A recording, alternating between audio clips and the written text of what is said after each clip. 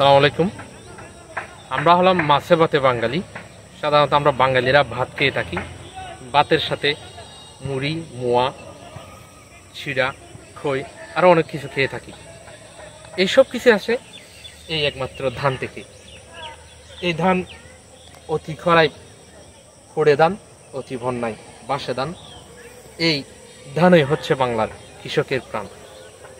সাধারণত বাংলাদেশে 3টি মৌসুমে ধান চাষ করা হয়: বোরো মৌসুম, আউশ মৌসুম এবং আমন মৌসুম। এই 3 মৌসুমেই বাংলার কৃষকেরা ধান চাষ করে থাকে।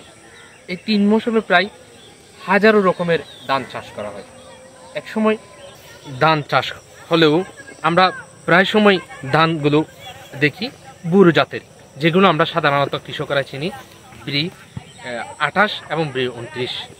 বাজারে চিনিগুঁড়া ও কালোজিরা চালের চাহিদা থাকায় ফলন কম হওয়ায়ও কিন্তু কৃষকেরা মূল্য বৃদ্ধি পাওয়ার কারণে তা চাষ করে থাকে।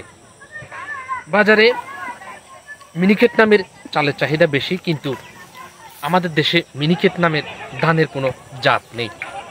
ওই সাধারণত ব্রি 28 এবং 29 ধানের জাতকে প্রযুক্তি নিয়ে কাটছাট করে চিকন করে বাজারে বিক্রি করা হয়, যা ভিআইপি লোকেরা মনে করে চিকন চাল অনেক স্বাদ, কিন্তু আসলে ওইখানে যে চালের যে গুণগত মান কেটে ফেলা হচ্ছে সেটা আমরা সাধারণ মানুষ বুঝি না। যে গুণগত মান কেটে ফেলার কারণে চালের ওজন যেমন কমে যায়, পুষ্টিগত মানও তেমন কমে যায়। তাই আমাদের সকলের উচিত এই সমস্ত চিকন চাল না খেয়ে সেই মোটা চাল খেয়ে যাতে আমরা জীবনযাপন করি, এবং যাতে চালকে কাটছাট না করে, চালের গুণগত মানকে ক্ষতি না করে, এবং ওজন সমৃদ্ধি ফলনকে যাতে কমিয়ে না ফেলি সেই দিকে নজর রাখি। সকলকে ধন্যবাদ।